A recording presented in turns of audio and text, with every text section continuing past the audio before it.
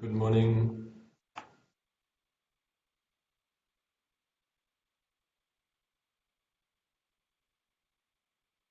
Good morning.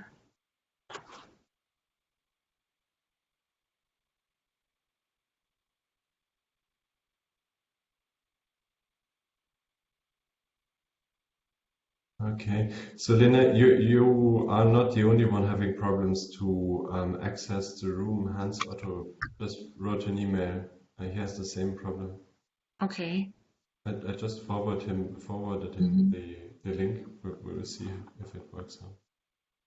But anyways, yeah, first guest.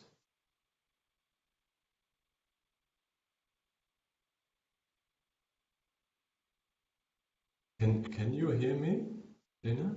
I can hear you, yes. Okay.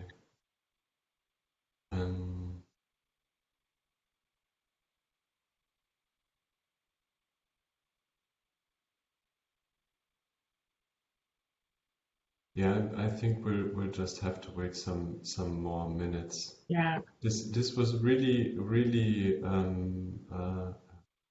because I looked up the schedule some days ago. Tonka is here as well. Perfect. Hello. Hi Tonka. Good morning. Good morning. Our first guest is here, Martin Puder. Good morning, Martin. Morning. Hey. Hello, everyone. Yeah, so I was really convinced that like a week ago or something like that, the session was scheduled for 9 o'clock, not 8:45. Me too. I think it was in the agenda like that. Okay, I'm really happy, Lena, that you looked it up yesterday again. Thank you very much. Yeah, thank you so much. You're welcome. I was not sure about writing messages at 10, but yeah. No, it was perfect.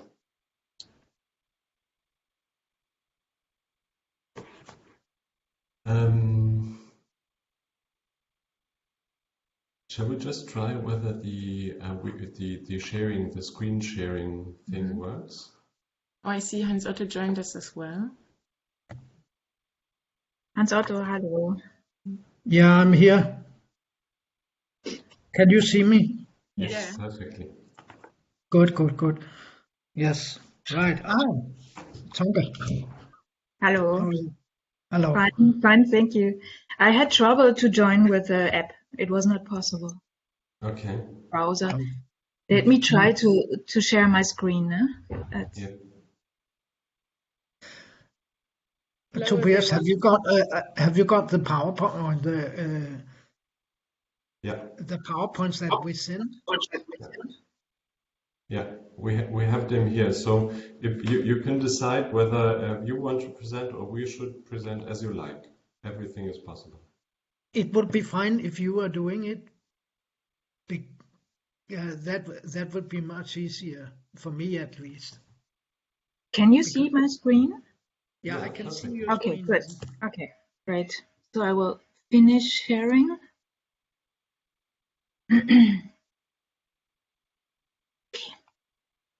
So Lena, I'll share the screen then when Hans Otto presents. So you can keep an eye on the chat. Is that okay? Perfect.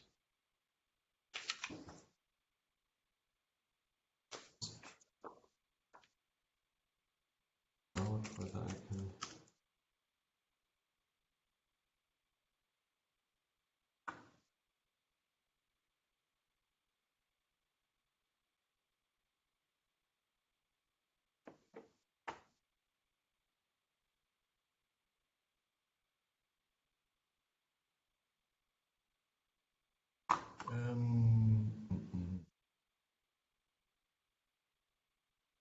Now you should see the presentation, right?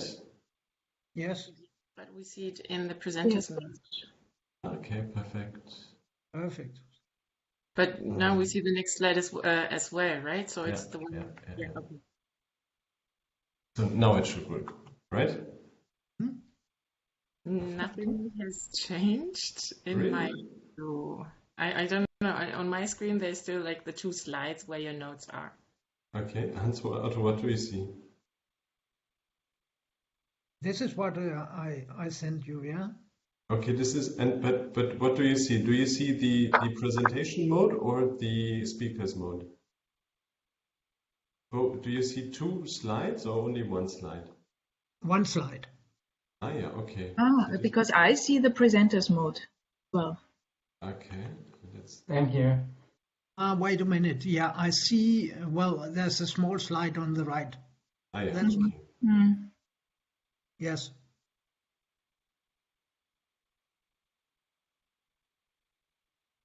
I didn't create a PowerPoint. I'm just going to speak. Perfect, Trevor. No problem. even better. Okay.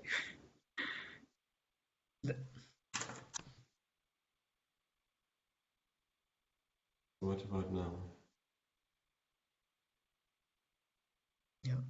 Yeah, now it's the right view. Perfect. So we have, I'll share, I'll stop.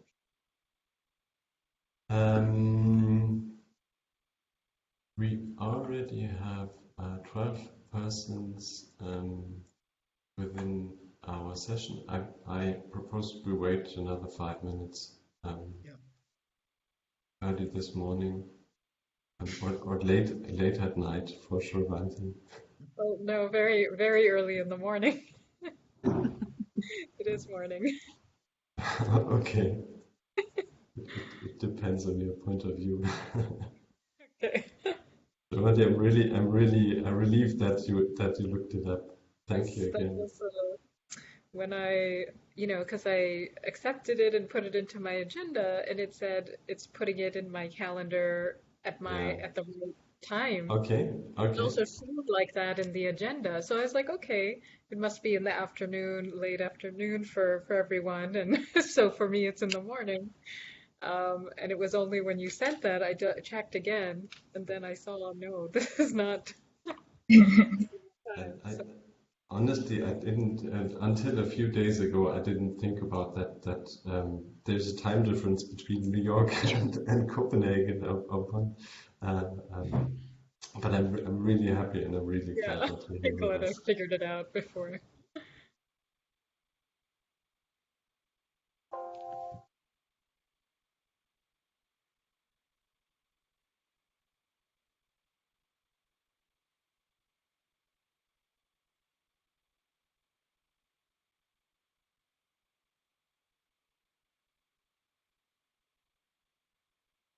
So I don't believe I've met Desmarais Isabelle. The name is on my screen. Hello. Hi. Hi. Yes, I am. I'm an auditor at the Court of Audit from Belgium. Okay. All right. Okay. Okay. So the first time I'm participating in such a conference on evaluation, and I find it really very interesting. I'm learning a lot.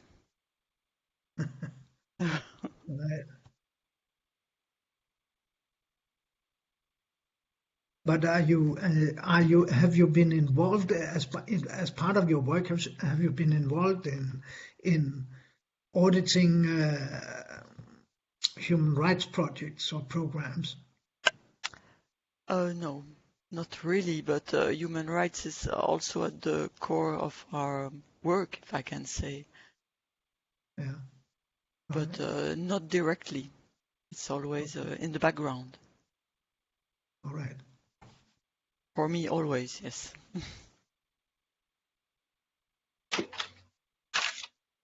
But I think you must always pay attention to that. Always. Exactly. You never know what can happen. So No. important to be attentive.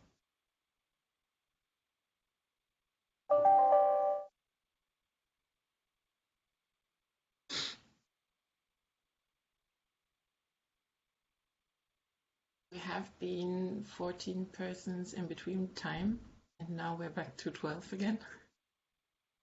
Hmm. What do you think? Should we start? Because we Yes. need to leave the room or this live stream time because the next group is coming, right?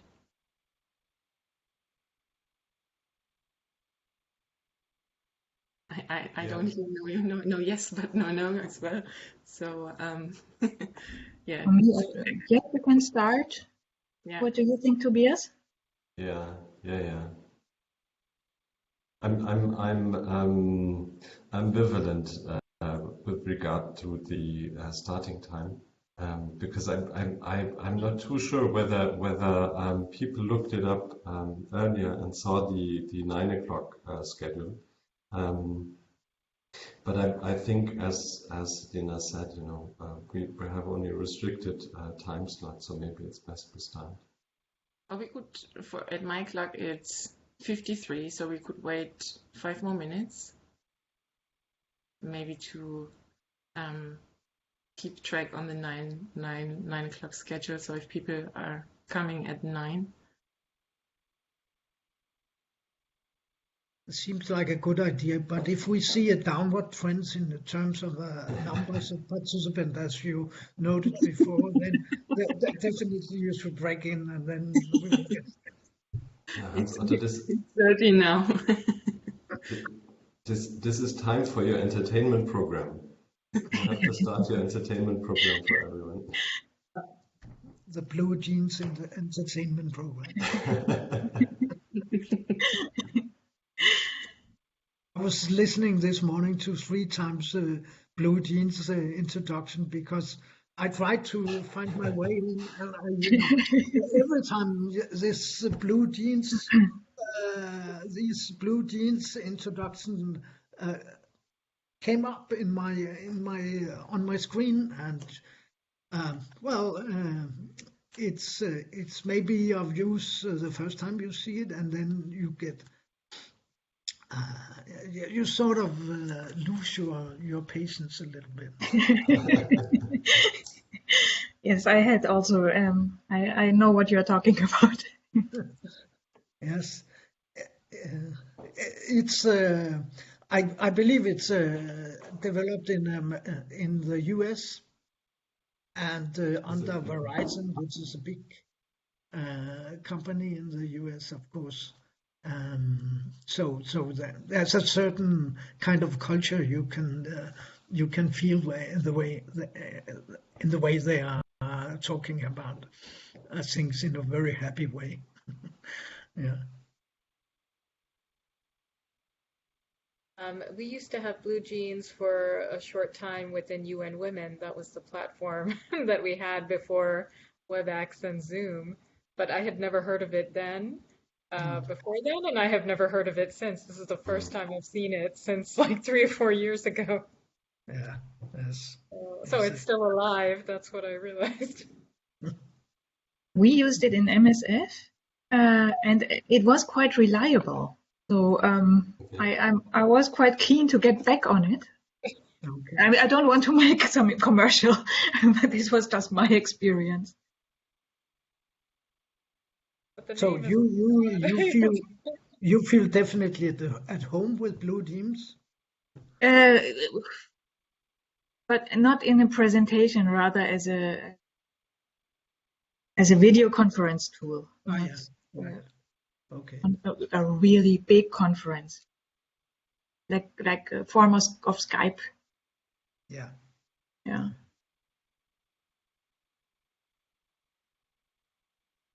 I found it quite intuitive. So if you know WebEx and Zoom, it's not too different, but I found it a little bit difficult in the beginning to orientate between all the different software solutions EES used.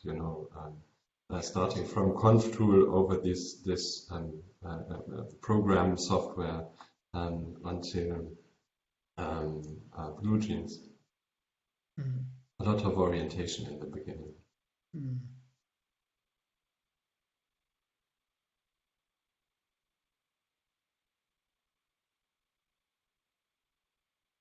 Lena, what do you think? Shall we give it a start? I think so, yes. So we're still 13 persons, but yeah, we should probably start. So yeah, then I'll start. So good morning, everyone, and a warm welcome to this roundtable about evaluating human rights strategies in a contested normative world. My name is Lena Taube. I hope you can see that somewhere. I work at DEWA, which is the German Institute for Development Evaluation, and there I am part of a team that evaluates the German human rights strategy. Yeah, especially therefore I'm excited to moderate this roundtable, and yeah, actually I'm happy to see so many people this morning because Friday morning slots on a conference, the last conference day, are usually not as busy as I would say Thursday in the afternoon.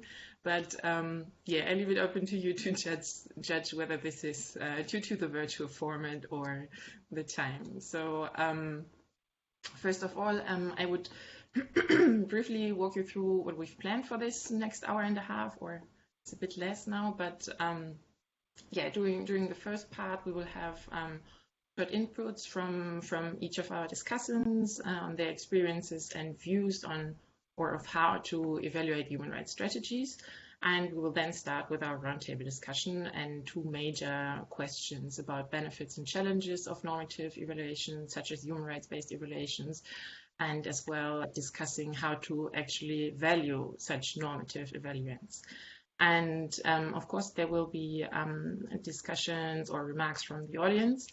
And if you have questions you would like to raise, I would kindly ask you to write your name or even the question into the chat, because like that I could keep track of the order of the questions, and that would be easier to moderate the discussion later. Well, and with having said that, we are through all the organizational things, and I would like to start to introducing our discussants. So I'm very happy to welcome Tonka Ives in this round.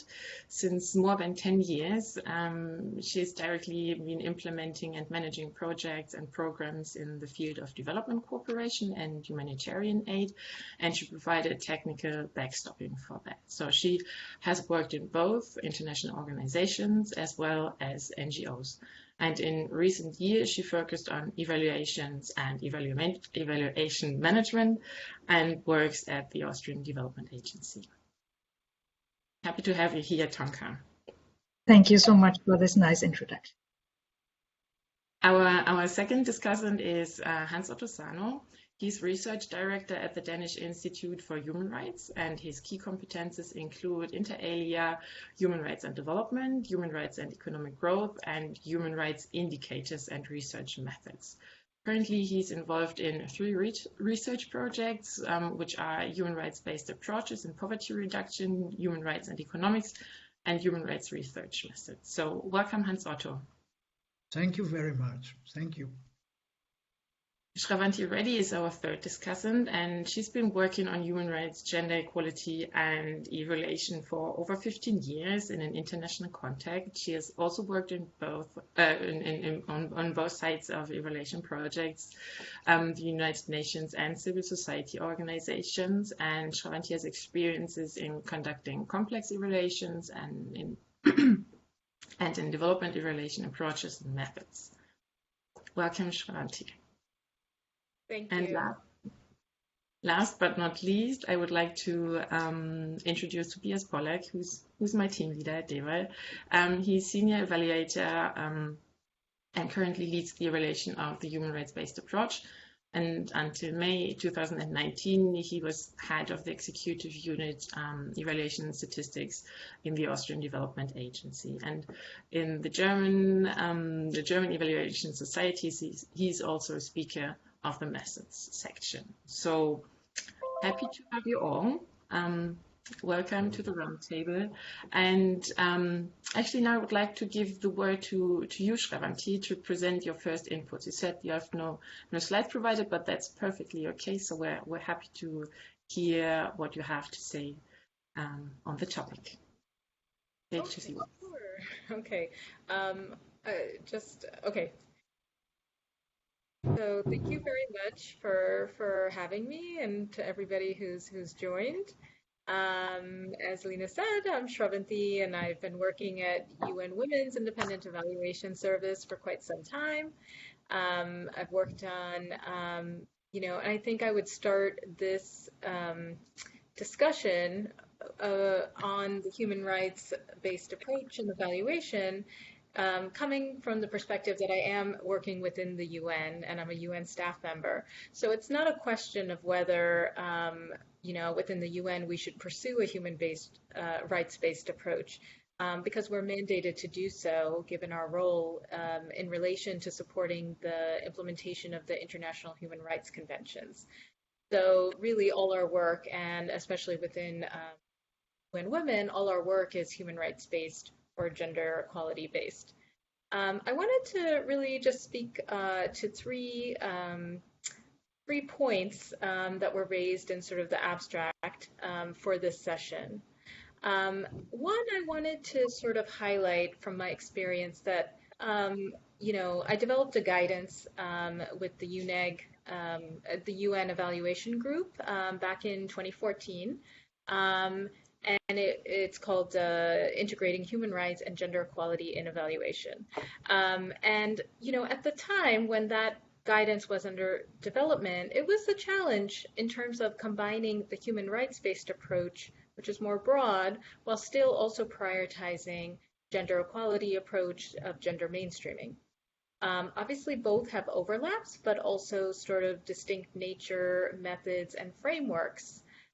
And the importance of both acknowledging that gender equality is part of the human rights-based approach, but also deserves to be prioritized within that, speaks to the fact that 50% of the population cannot be considered in the same category as other marginalized or or considered as just a marginalized or vulnerable group. That it's more than that.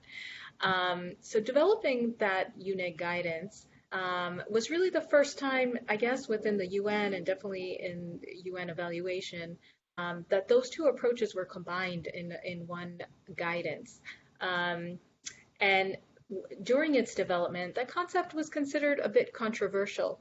And there was a lot of discussion about it. And I think today it's really largely accepted. And I think that shows a bit of progress in terms of the way in which sort of the evaluation community sees this approach, and also, the wider development community.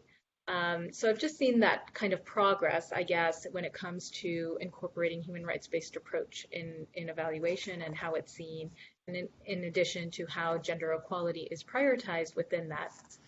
I also wanted to speak on the issue of the effectiveness of the human rights-based approach and how evaluations look at that. I think in one way the aspiration or the ideal of human rights and the human rights-based approach is not that they are achieved overnight or in the short term. There is the concept in human rights of the progressive realization of rights, and that is acknowledged for states or duty bearers. They're not able to fully respect, protect, promote, and fulfill the obligations within human rights treaties at the moment that they sign and ratify a convention. There's an understanding that this requires time, it requires resources, and I don't believe that there's any country in the world that has achieved full human rights for all its citizens. So it's really, achieving human rights is a work in progress. And in some ways, this concept of progressive realization can also be applied to thinking about how human rights-based approach is applied within development work. The adoption of a seamless integration of the human rights-based approach is not going to happen quickly and perfectly, because it's not always easy to do it. But what we can do is track the progress toward the ideal that we're trying to aspire to. I think within the UN, I wanted to share an example that's sort of linked to what I was discussing before. I was fortunate enough to be involved in developing a guidance and technical note for evaluation performance indicator that was part of the UN system-wide action plan on gender equality and women's empowerment. That's a framework of a set of indicators against which all UN agencies self-report their progress and rate themselves every year. in terms of to what extent they've integrated gender mainstreaming within their organizations. And one of the indicators is on evaluation, and the benchmark that they used for that indicator to see if you exceed or meet is that UNEG, human rights and gender equality guidance that I mentioned in my previous point. And in this case, the system-wide reporting that we were able to, sort of engender under that UN SWAP framework on gender equality, we didn't have something similar for the human rights-based approach within the UN. But because the guide combined the two approaches, that was actually fortuitous because it allowed us to also integrate the human rights-based approach within that assessment more broadly. And so that was a benefit from actually having those two approaches, having that combined in that way. And I think my third point was I wanted to talk about sort of the social legitimacy arguments. I think there's always been these, the discussion around cultural relativism and human rights as a Western concept that's often raised. But this also sort of expresses itself in which rights are prioritized in any given context. Often in Western states or some states, it's the civil and the political rights, the more individual rights, but actually in other states, it is more the economic and social rights. It's really dependent on the context and the history and the background of those states and how they came to being and what is considered the priority.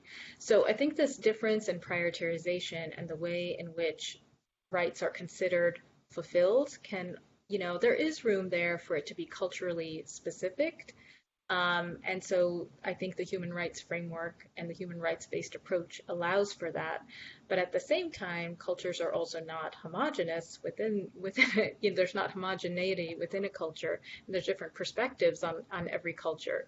And while some may find certain rights to not be aligned with their cultures, others within that same country or members of that same culture might disagree.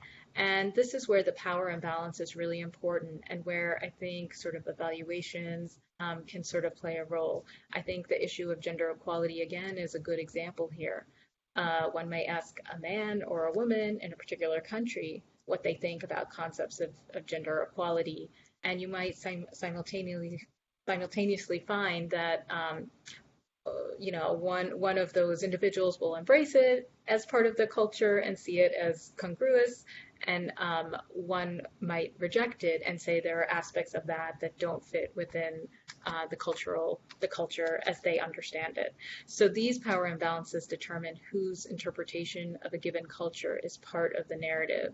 And that's why I think participation and inclusion principles are really important in a human rights-based approach and evaluations that take that into consideration. So I'm just going to leave it there with those 3 points. Thank you very much, Lena. Thank you, Shravanti. So if anyone has questions at this point, I would like to remember those questions and keep them in mind until our discussion later, so that we can combine them with a discussion. And therefore, I would now. First, there was one question that is connected to our videos in the chat. So I'm not quite sure if with the speakers it was meant like the discussants, because actually you should see all the discussants' videos. And if anyone else wants to turn on his or her video, you're very much welcome. Okay, perfect. So that problem was solved. Perfect. So then I would like to give it to Hans Otto, and Tobias, you would need to share the slides, right? Thank you, Shravanti.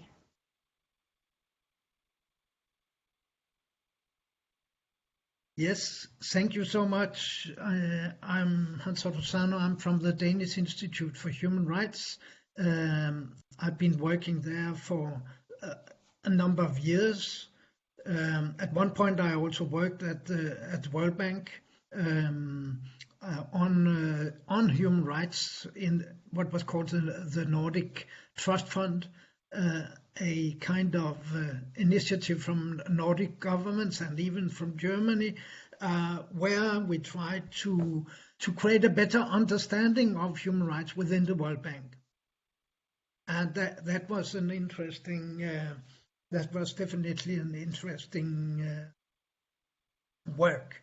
And I enjoyed very much being there also because you have this combination of development and human rights within the work, and you have really professional development people within the bank who are interesting to discuss with. On my I've also on evaluations. I'm working as a researcher at the Danish Institute for Human Rights. So my entry into these discussions is maybe as a researcher, but I've participated in evaluations from time to time, and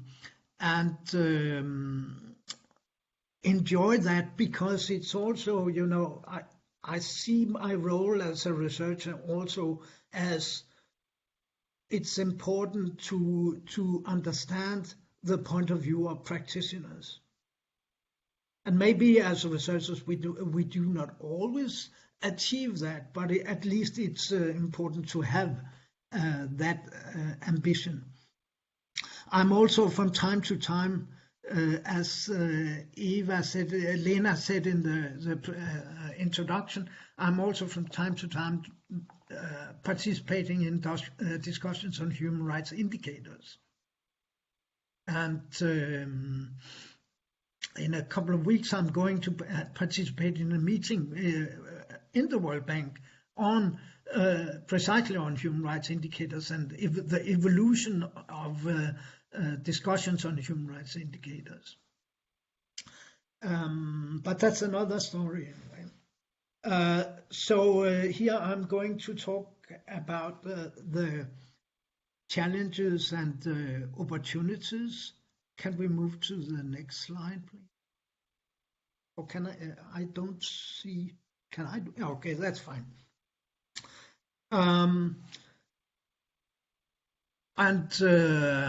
The challenges of human rights and opportunities of a human rights based approach with respect to evaluations.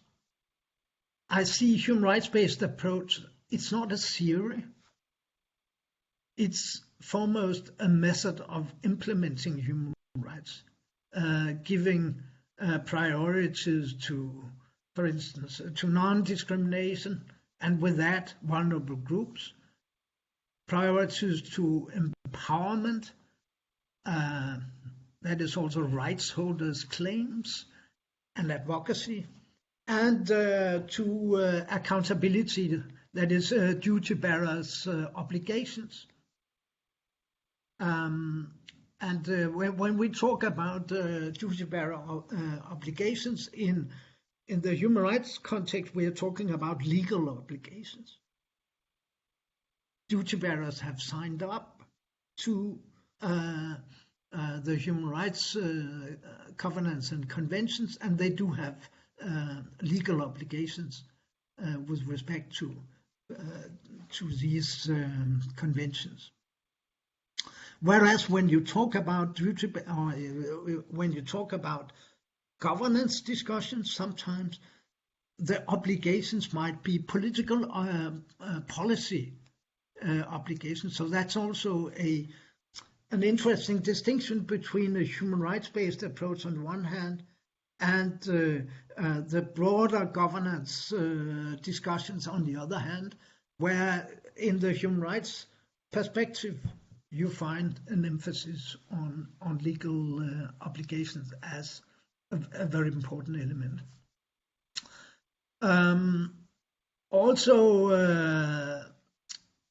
among practitioners, human rights practitioners and donors, but also NGOs, you will find a caution on with respect to issues of effectiveness, as Shravanti also emphasized.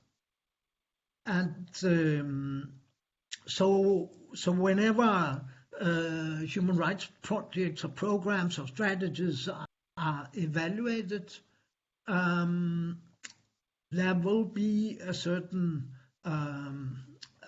caution with respect to what we can say about effectiveness, about achieving the goals, about the particular results. So that has to do probably with the fact that evidence of impact is weak.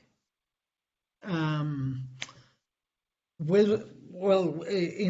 the research communities, we can see that we have evidence, positive evidence, with respect to indigenous peoples' rights, free, prior, and informed consent. Yes, there we do have positive evidence. We also have, at the micro level, we have a documented positive impact. For instance, among activist groups, especially in South Asia, I think there are very positive local evidence. But the broader and sustainable impact remains unclear. That is also that the institutional impact of human rights-based approaches is difficult to document. And that's also to do perhaps with what Shravanti is talking about, that it's a longer term, that we're dealing with a longer term, we're dealing with longer term processes. I think that's definitely true, but still that the documentation that we would like to have in evaluations is not always there. On opportunity, human rights-based approaches provides an analytical grid. It offers screening methods. We have used that in Danida programs before entering into planning of programs. We have been using the human rights principles and even human rights standards as a means to understand the reality that we are working on in the given context. Next slide, please. Just on the Danida experience, I was involved in an evaluation study on human rights-based approaches a few years back, and also immediately after Danida made a substantial evaluation of its work on human rights. And I'm just drawing up some of the learnings from these evaluation work. And one learning is that flexible and context-adapted implementation is a strength. I think that's recognizable across the board for organizations working on human rights-based approaches. Some would call it a pragmatic approach. This is not the word used in the Danida context, because pragmatic also has maybe a sound which is sometimes a little bit opportunistic, but it's a flexible approach. The fact of working with supplier and the demand side activities on duty bearer and rights holder operations is also considered positive in the lessons learned from evaluations. That would also, maybe or some scholars will use a concept for that called collaborative activism. Collaborative activism is part of a human rights-based approach. And sometimes there's a very instead of having a very adversarial discussion on the human rights implementation, what we see in the practice of human rights and human rights-based approaches is a kind of a positive link between rights holders and duty bearers.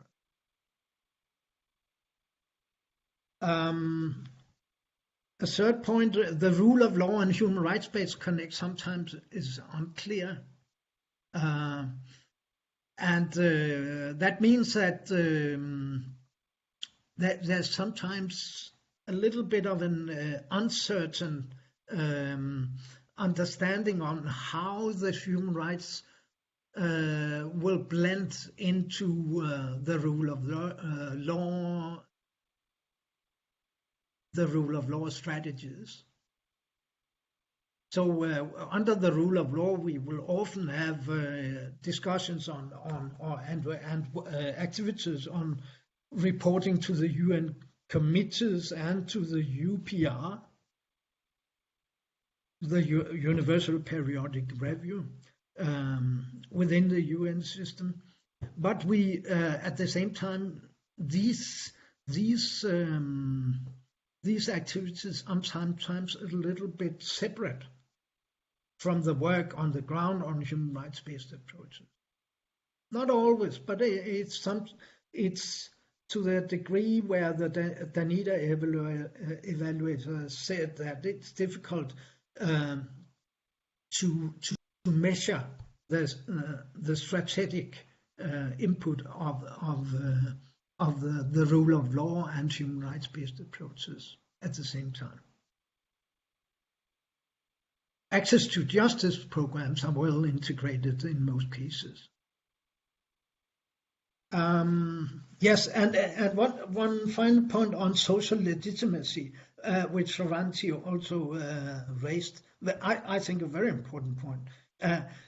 But apart from the issue of cultural relativism, I would also say within the development community,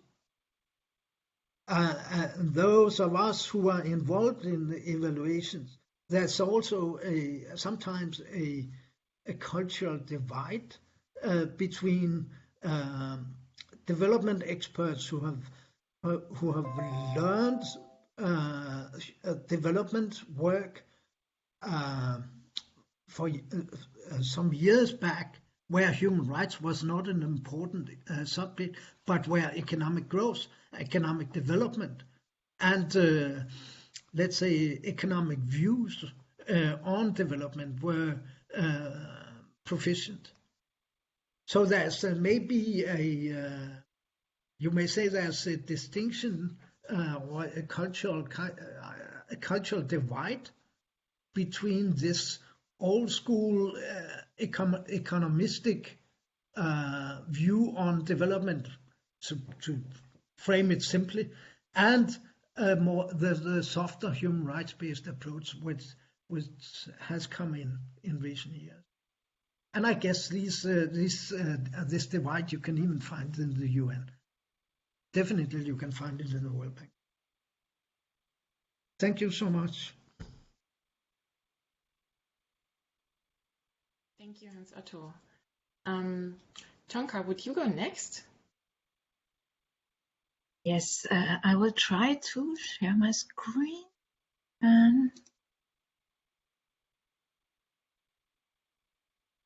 I hope you can see my screen. Yes. Yes, good. Okay. Thank you so much also for these presentations. I have to say I made a lot of notes, so it was really sparking a lot of thinking in me. Both presentations, the one from Shravanti and the one from Hans Otto. Thank you so much. It's really exciting to be here and to listen to your inputs. My entry point to this discussion is as an evaluation manager for an evaluation that has taken place recently, the strategic evaluation of the human rights-based approach within Austrian Development Cooperation. This I would like to present. This is kind of my presentation, my contribution to this first part of this session. Austrian Development Cooperation, just briefly to bring you into the institutional context. When I say Austrian Development Cooperation, I mean the section of the Ministry of Foreign Affairs dedicated to development cooperation, the implementing agency, ADA, where I'm working in, and the country office. Just to give you a brief overview about this context. Okay, so the human rights-based approach in ADC. It is outlined in two documents in the policy on human rights from 2006 and the manual from 2010. The approach has not yet been evaluated, so ADA has commissioned an evaluation. This evaluation has been undertaken by consultants from the firm IOD Park, by Mrs. Jo Caburn and Mr. Pierre Robert, and we were also lucky to win over Dr. Hans Otto Sano as a peer reviewer for this evaluation. The purpose of the evaluation was to provide evidence about the adequacy of the human rights-based approach and to also pinpoint prevailing needs or further guidance. The evaluation questions were directed at two criteria, namely relevance and coherence. Other criteria, also effectiveness, have been consciously left out of the scope.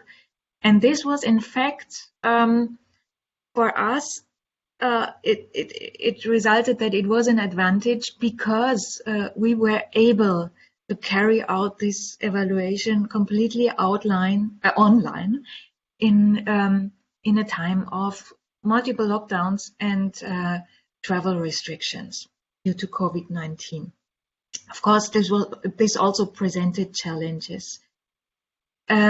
On methodology, the evaluation used a mixed method approach, but a very clear focus was on qualitative methods. Here there were, of course, challenges with using purely online. Briefly on the results, I mentioned the policy and the manual. They are quite old. One is from 2006, one from 2010, but they were and remain relevant in that they outline the human rights-based approach in a clear way, and they also made manifest ADC's commitment to human rights. The human rights-based approach, as it's outlined in these two documents, is quite well understood, and also the implementation is aligned. And what evaluators really highlighted was the normative principles in general are quite well embedded in programming and in implementation, and this is not least because of a wealth of knowledge among implementing staff in ADC and also in implementing partners, especially some long-term implementing partners were highlighted. So there is also really an appetite and the demand to constantly improve the knowledge and to exchange on what works, how the human rights-based approach is implemented in different settings.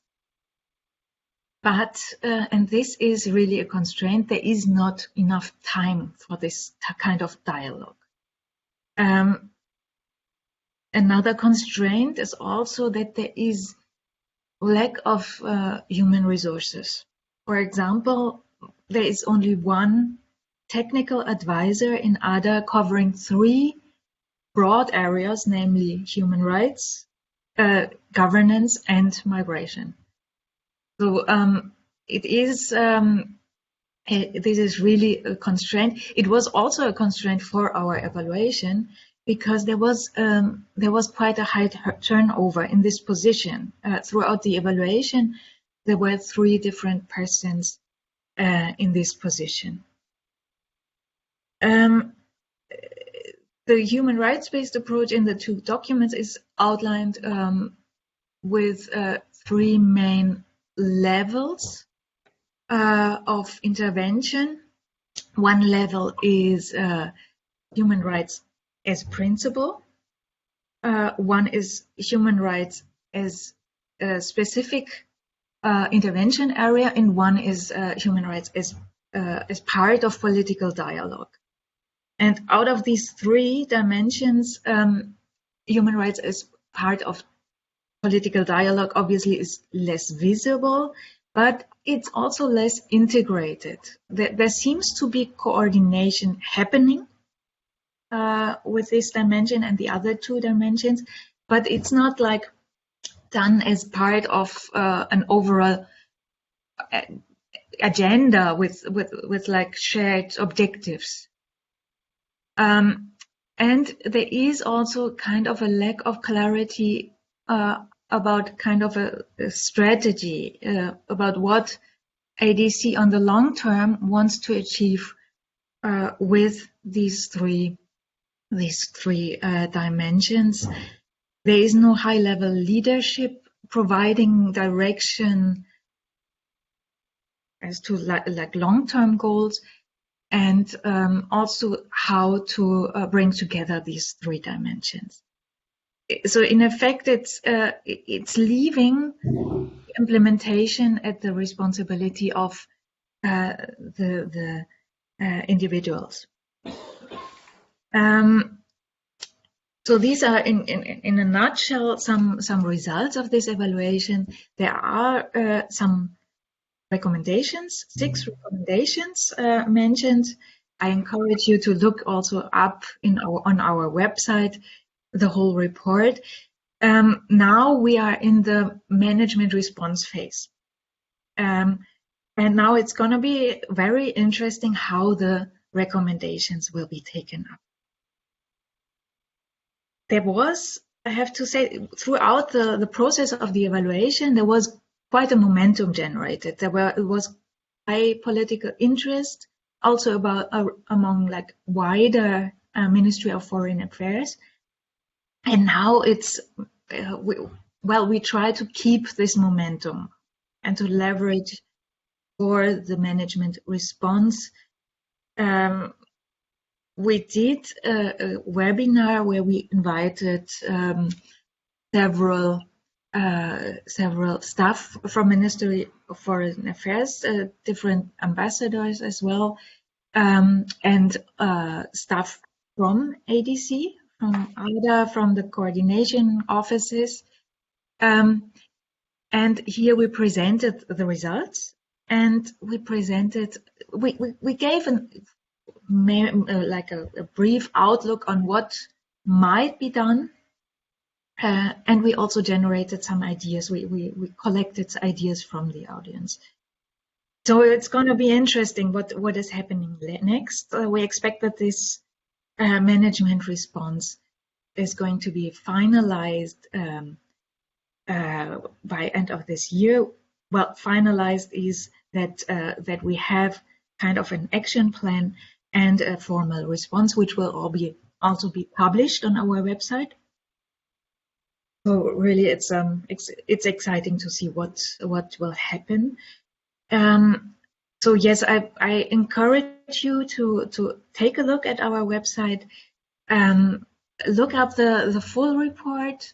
I think it's really a nice piece of work, and there are also some visualizations on the evaluation. Thank you so much. Thank you, Tanka, for your insights. Tobias, would you go on with your input? Sure, thank you very much. I'll just try to share my screen. 1 second. Here it is. So, do you see PowerPoint? What was that? A yes? Yes. Yeah, we see it, but we see like the general view. Yeah. Okay, Now we see the perfect. right view. Yeah. Thank you very much, everyone, so far for your inputs. I'm very happy to have the possibility to add a last input to our discussion. And within this input, I want to focus on experiences we did at the German Institute for Development Evaluation, DEVAL, in our current evaluation on human rights in German development policy. And I just give a short overview over the evaluation. As Tonka, I have prepared an advertisement for the evaluation on our website. The evaluation process is more or less unorthodox in the way that we have two distinct evaluation parts, which will be published in separate evaluation reports. And the first part of the evaluation focuses on the content and the implementation of the human rights-based approach. And this part has been finalized, so the results are available at our website, www.deval.org. And in the second part, which we are currently conducting, we focus on German development cooperation and its effectiveness with regard to human rights in partner countries. And there we focus especially on the right to work. I won't dive too much into the results, just the results of the first part of the evaluation, just 2 sentences on the results. Similarly to the results in Austria, we found that despite being in place since 2011, so being 10 years old, the content of the human rights strategy in German development cooperation is, in our point of view, largely valid and up to date. But on the other hand, we found also that the human rights-based approach and its areas of actions, most of its areas of actions are only partly implemented in development practice in Germany. So here we have quite a lot of recommendations that focus on the implementation of the human rights-based approach in German development cooperation.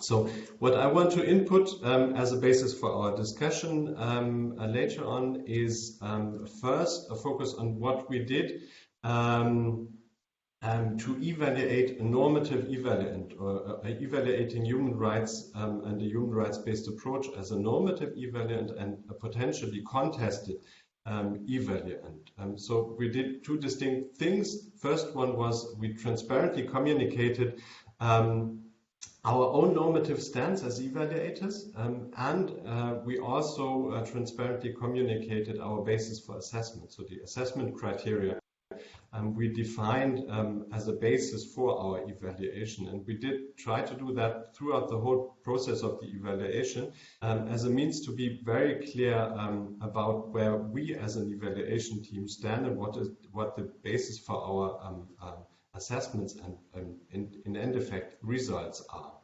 What we also did was we tried to systematically integrate human rights principles in the evaluation process and in the evaluation methodology. So we implemented a human rights-based evaluation approach. Shravanti already mentioned that approach. And there are quite a lot of different measures we took to be able to do so. I just added 3 on this slide because I think they illustrate very well the challenges we as evaluators face when we're doing an evaluation of human rights and of normative evaluants. First one, the first measure we took, one of the first measures we took was we tried to enable a broad participation of various stakeholders and especially of rights holders. And as you can imagine, it was a strategy evaluation with a potentially global scope. The big challenge here was the question of representation. So who can speak for rights holders? and what measures, what instruments do we have to give them a part within the evaluation process and within evaluation methodology.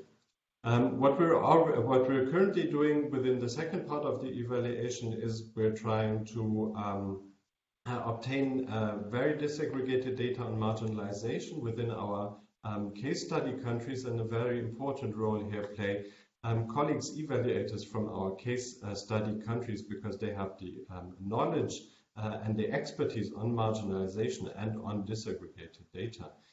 What we also do in the second part of the evaluation is we use participatory data collection tools and feedback loops within our analysis, and see also here potential challenges when it comes to the question of methodological quality, but I think that's something we can discuss later. So the second point I want to make with my presentation is the question of whether human rights are contested or not. As Shravanti as well as Hans Otto already raised that issue, and we had a distinct evaluation question which might give additional insights into this question of whether human rights are contested or not. So we had the evaluation question: to what extent does a shared understanding of human rights exist in the BMZ being the development ministry in Germany? And from our qualitative interviews with employees of the ministry and of implementing organizations in Germany, we found that only a few employees show a complete and comprehensive understanding of the human rights-based approach and its diverse aspects or dimensions. What we also found is that the normative aspects, so the human rights themselves as objective of development cooperation, as overarching objective of development cooperation, were not really contested. But what we found, and I think this goes very well with what Hans Otto said with regard to the World Bank stuff, we found that the human rights-based approach is often questioned as a non-appropriate approach to development cooperation. So within this first part of the evaluation, which focused on the administrative side of development cooperation in Germany, we found that not the norms are contested, but the approaches, the human rights-based approaches are contested. And this adds another layer to the discussion about legitimacy of human rights. So we have to discuss legitimacy not only on a global scale, so to say, but also within our development administrative systems. So just a few takeaway points for the discussion. I think there are challenges we as evaluators face when evaluating human rights strategies and normative evaluants, and we have to find solutions, specific solutions for every specific evaluation we do. And just to give some examples as a basis for this discussion later on, I mentioned already that norms themselves are contested, and also approaches can be contested, and this might threaten the viability of the evaluation as well as the acceptance of the assessments, and with that the results of the evaluation. The participation of rights holders in the strategy evaluation poses obviously a big challenge, especially with regard to the question of representation. We also see the potential danger we put participants and interviewees when interviewing, when enabling participation, especially within partner countries where human rights might be more contested. And we see that potentially there are trade-offs of the human rights-based evaluation approach with other evaluation standards. So far my input, thank you very much, and I'm very much looking forward to all this. Yes, thank you, Tobias. So now, as we've heard, 4 very interesting inputs from different perspectives and angles, I would like to open up the discussion. and I would give the word first to our discussants and later come to your questions. I saw there's already one question in the chat. So raising our first discussion question, and we have like about 30 minutes left for the discussion. We would like to start with your thoughts and ideas of what are the opportunities or the most important opportunities in trade-offs, maybe of normative evaluations like human rights-based evaluations. Hans-Otto, you're more coming from a human rights research area. So what do you think about those trade-offs and opportunities? Well, yes, I think Tobias points on the fact that there's a lot of agreement on the human rights norms as a general value element existing at the global level. You can even see these norms, they prevail in the Sustainable Development Goals to a much greater extent than in the Millennium Development Goals.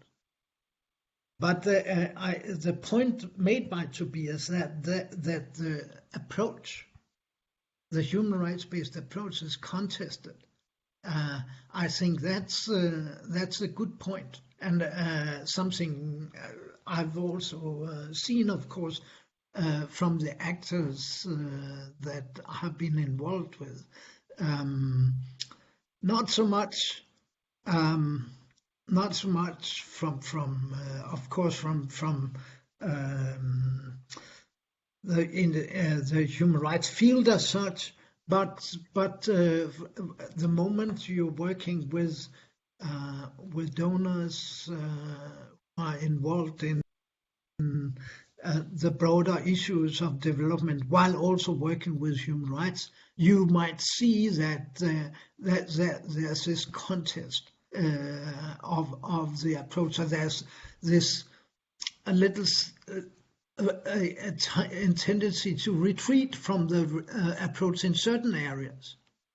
So you may see that with respect to gender equality, with respect to children's rights, with respect to women's rights, we might to a certain degree be on the same page.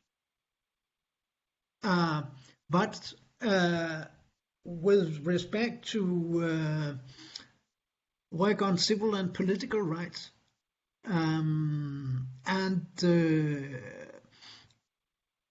with respect to minority rights, sexual minorities, of course, we also have difficult dialogue. We try to one approach that we have with respect to some of these issues is that we try to demystify human rights by working with the actors who are maybe also contesting us. That's one thing, of course, and it's obvious. But the other thing is also to work with broader groups. For instance, we have worked for a long time with human rights in business. And I think that's something that which we can also, which we have found very useful. But then to understand the motivations of these new actors for working with human rights is important. And sometimes the motivations are opportunistic. But sometimes you can go from the opportunism to the real engagement. That's sometimes possible. Thank you. Tonka, you've recently finalized the evaluation of the human-based approach. So what do you think? What are your feelings about the most important challenges and trade-offs? Yes, thank you so much. I think that, well, there are lots of things coming to my mind. One issue that I just thought of was that it was not so much contested a human rights-based approach. It was rather like the way how it is implemented, and the kind of learning and constant learning and development was maybe what was in many people. It was there, but not everywhere. Sometimes I heard we are doing it anyway. So it's like the continuation of maybe what Hans Otto meant with different socialized groups of development workers. I'm not sure, but maybe it connects to that. With regards to opportunities, trade-offs of human rights-based approach to evaluations, well, I can speak also for my colleagues. We think that it is, of course, it's not always possible to really. It's not possible to achieve the human rights-based approach to an evaluation. It's a constant progress and process. I think we need to keep trying and think about it, about how opportunities, entry points of improving ourselves early in planning of evaluations. I think maybe an evaluability assessment might be also an opportunity to also really plan and think about opportunities to enhance human rights-based approach to evaluations. And it's also, I think, well, evaluations are part of development work, and I think as programs, projects should embrace a human rights-based approach, also evaluations should strive to do that. I heard from Tobias there also this distinction and this the distinction of, or at least I think I heard it, that there is a distinction we should make between strategic evaluations and evaluations of single interventions, like a single project or program. I think it might be more, or it is more straightforward, more easy to plan if it's done consciously, to plan in, for example, a more participatory approach in single project evaluations. In strategic evaluations, it's going to be tricky. It's going to be difficult. There are definitely some trade-offs to make, but my understanding is that decisions should be done consciously. We should know about where there are possible trade-offs we are doing, and not just leaving it outside because we can never achieve the perfect HRBA to evaluate. Thank you, Tanka. Shravanti, coming from a multilateral perspective, so what are your thoughts? Sure. I think Hans Otto and Tonka really shared a lot of things that I agree with, and I'll see what I can add to that. I think maybe I'll start with the opportunities I see for human rights-based evaluations. I think,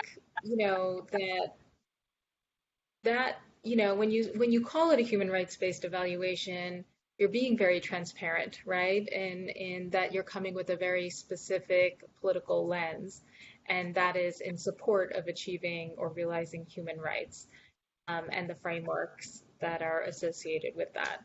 And I think this also implies that then the evaluation process itself, not just what it's evaluating, is seeking to enhance human rights within its own process, right? And so that means ensuring participation, inclusion, ethics, all the things that several of the colleagues have already discussed. So I think sort of having the term like human rights or gender equality responsive evaluation really reflects sort of that concept, right? That it's not neutral in that way. I think also thinking about sort of what I discussed earlier, and also some of the other discussants, this cultural relativism, that the legitimacy. I think what we're seeing also is that there are sort of new voices in evaluation and new approaches that are bubbling up and have been there, but maybe are sort of gaining more traction. And I'd like to mention sort of the Made in Africa evaluation approach, which does have a human rights basis to it, but it's coming from a post-colonial sort of lens. And I think that's a new perspective and a different perspective, and I'm really interested to see more evaluations that apply that approach and see how those are different, right, compared to sort of some of the more traditional or long-standing sort of ways in which we've evaluated human rights. I also think there's also a bit of a movement towards sort of reflective practice in lots of different areas, but also for evaluators. And I think that's really important because it's, we all have our biases, or prejudices or discriminations that we don't even realize that we have them because, we're all products of all the different experiences that we've had. And I think that's coming much more into evaluation, and that's making evaluators also accountable as well in a different way, and asking those questions. And I think that's also improving evaluation. And I think that is part of sort of improving the human rights-based sort of evaluation practice. And then I would say two other things on opportunities. I think there's also maybe more country-led or citizen-led evaluations that can be done. And when those incorporate sort of the human rights-based approach, I think, while it might be difficult to do that in some contexts, you do see that happening. And those can be great tools for increasing accountability and rule of law related to human rights obligations within, the country from the citizens. And so I think I'd be, I want to see what happens with that. I think that's a real opportunity. And then finally, on opportunities, I think there's an opportunity to engage more with digital rights and environmental rights. These are sort of areas where the human rights-based approach and evaluation can provide learning, because some of these rights are expanding. They're not always fully defined, given that there's new technologies that are emerging, and also sort of the worsening effects of climate change and how complex that is. So I think evaluations that consider those rights are going to be very beneficial going forward. In terms of some of the trade-offs, I guess I'm gonna, maybe challenge one of the trade-offs that's often raised, because I don't see it as a trade-off. I think there's always this feeling that if you do you take into account the human rights sort of approach, that you're losing some kind of validity or rigor. But I think there's also the cost, it's another way to look at it is that we also have to consider the cost of not integrating the human rights-based approach. I think, for example, Karen Kirkhart's concept of cultural validity, it states that interpretation of evaluation findings really achieve validity, not necessarily by just the data that it's collected, and the methodological rigor that's there, but by the level of actual inclusion in the process, right, by different stakeholders and different perspectives. And I think evaluations that maybe, that don't incorporate a human rights-based approach and have that kind of participation inclusion, we have to acknowledge that it's leaving out some important perspectives and voices. And those could be considered actually less valid and not fully complete evaluations, and ones that could also be reinforcing existing power, dynamics, or entrenching marginalization. And then I think when I think of trade-offs, of course, we're thinking about the trade-off between I think when you mentioned it for this session, we're talking about the trade-off between human rights-based approach and other approaches. But I also wanted to raise, I think there's also the trade-offs between different rights, which are all interrelated. I'm working on finalizing a study with the United Nations University, the International Institute for Global Health, looking at the interconnections between sort of SDGs and how they interact with each other. And the reality is that, and all those SDGs, they're linked to certain specific sort of human rights as well. They're reflective of the human rights framework. And there's a sort of, the International Science Council developed this sort of rubric. It's a 6-point scale, -3 to +3. And it's, when you're making progress against one goal or one type of human right, it might be that you're canceling other rights, right, in that pursuit. And how do you identify that and then also decide what is the trade-off, right, in order to achieve progress across all sort of rights or all goals within the SDGs? And I think that's also a question that we really need to sort of grapple with going forward. And then I just wanted to respond to Anzato mentioned sort of this issue of and perhaps it's generational economic growth sort of models and approaches. And I think, I just wanted to point out, I think just before the pandemic, we saw, or at least I noticed within the UN, there was a lot more talk about sort of economic growth as sort of like a focus of the development work, and a little bit of a shift away from sort of focusing on sort of more the human rights issues, which, I found very surprising.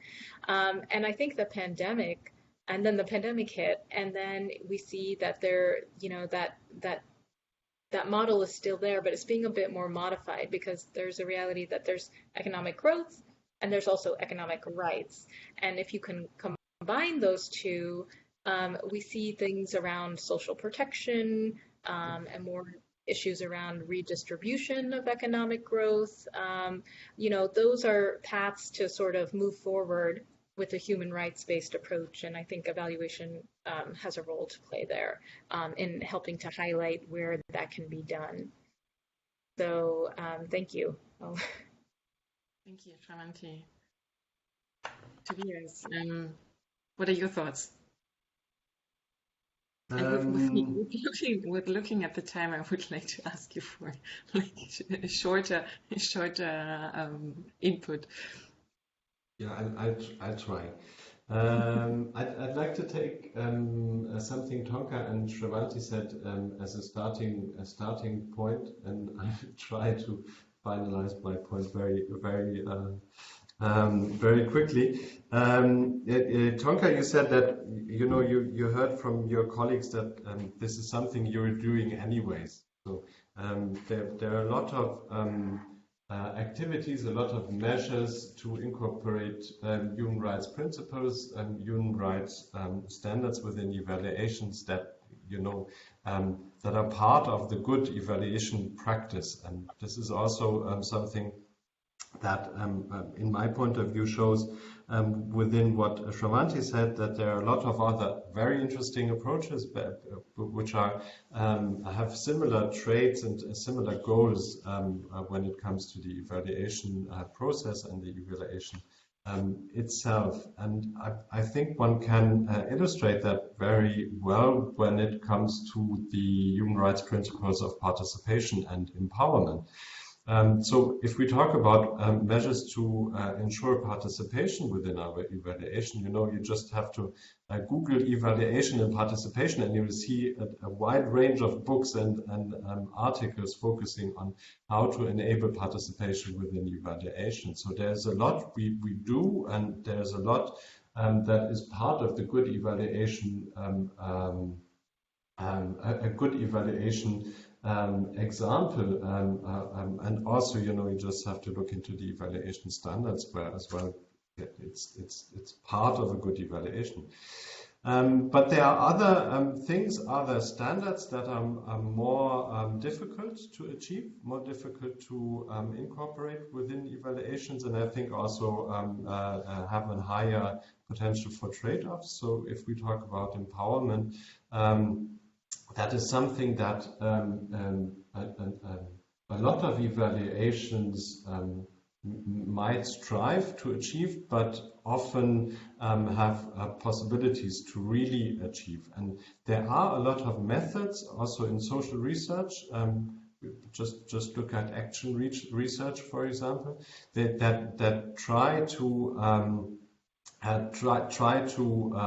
cater for empowerment, but also these methods are within the social research arena are contested themselves. So it is for some human rights principles, in my point of view, we have instruments, and for others, we have to think about new instruments or new ways to incorporate this. And if we talk about human rights-based evaluation approaches, I think it is very important to make this point clear, because if we frame human rights-based evaluation approaches as something completely new, the threshold is too high, the bar is too high to start something completely new, and most of our colleagues will see, oh, that's far too complicated to incorporate that into our evaluation. So I think a discourse on what we already do and the connections to human rights principles is something very important.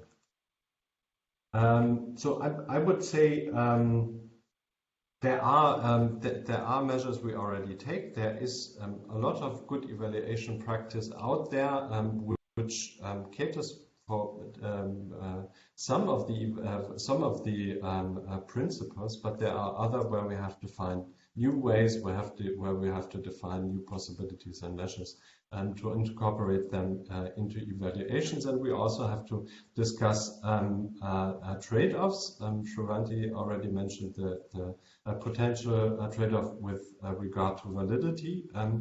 And I think this is a point we have to openly discuss.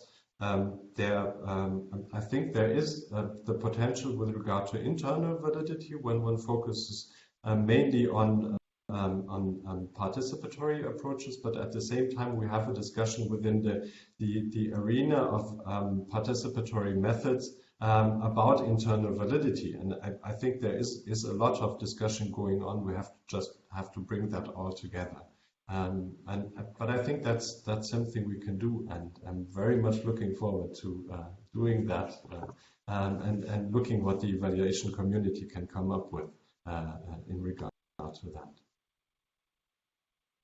Thank you, Tobias. So we can be looking what the evaluation community can come up with here in this discussion. So I saw that there is already one question from Karen Sal, I think. Karen, would you like to raise that question yourself, or should I read it out? Yeah, sure. I thought Tobias started by saying that it was unusual for the evaluand to be normative.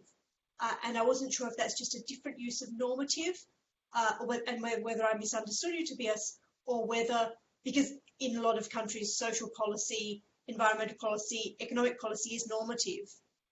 And just to get in a sense of the normativity being seemingly novel in this situation.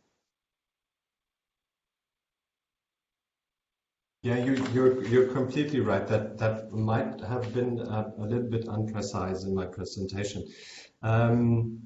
So for me for most of the evaluations we at DEVAL do, this is true. When you understand normative as a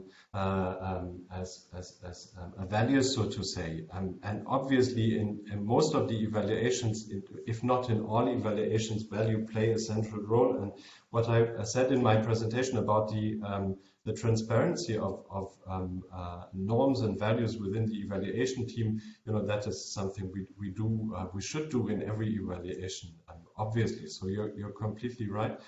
But on the other hand, there are evaluations I can think of, and we as DEVAL we have done, where this aspect of norms and values is less prominent.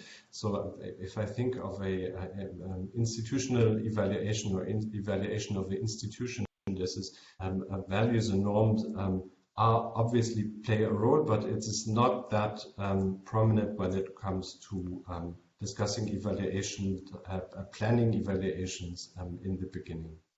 The reason why I wanted to draw attention to that is that it seems common in the evaluation discourse to describe something as being about values or norms or being normative only when it contests the status quo.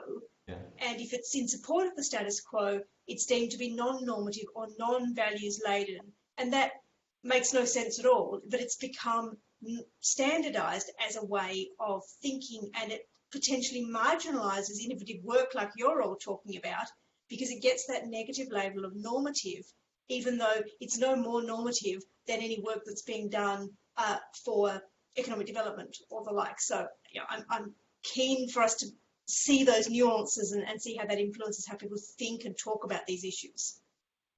Absolutely right. Thank you. Hans-Otto, I see that you wanted to add on that, right? Not exactly on this one. So if there are other comments to this particular discussion, let me wait. I saw that there are more. I have to take there's a long question in the chat. I'm not quite sure. I think it's not particular to this point of normativity. So yeah, I think you can go on, and later we can ask Martin Bruder about his input. Yeah. It's a point made by Tobias on the German evaluation study that you worked on disaggregation, and this relates, of course, to the issue with respect to right to work, and this relates to our discussions on effectiveness. So how exactly did you do that, and did it cost you a lot of money to get it done?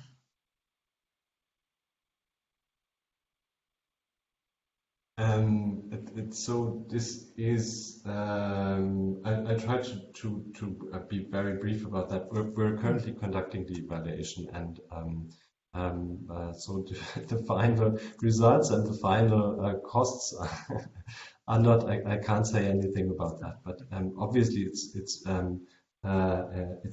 very time consuming, and we thought a lot about the potential trade-off between participation, empowerment, and methodological rigor. So this is something we thought a lot about, and I think we found a very interesting solution. In about 1 year, the evaluation report will be available. So you will not reveal now how the method of disaggregating? But I can try very briefly. What we did was before starting the case studies, we have 2 distinct case studies we use within the evaluation, and within these case studies, we had a very elaborate phase of preparing the case studies together with colleagues within our case study countries. The case studies are Nigeria and India, and within this specific context, our colleagues, evaluators in Nigeria and India, conducted vulnerability assessments specific to the project we're going to analyze, context analysis, and stakeholder analysis as a basis for conducting the case studies later on. Thank you, Tobias. So we're pretty much at the end of our session with 1 minute overdue regarding my clock. So therefore, I have to say thank you very much for all your inputs and for the discussion. And we've left out one more question, so we can keep that for the next time. And already have half of a proposal. So as I said, thank you very much to every one of you for being there this early morning, and a special thanks goes out to Shravanti for being there actually in the middle of the night. So I wish you a good rest of this Friday, and yeah, have a good last day of the conference. Bye bye. Thank you very much. Bye bye. Thank you. Bye bye. Thank you. Bye. So much, everyone.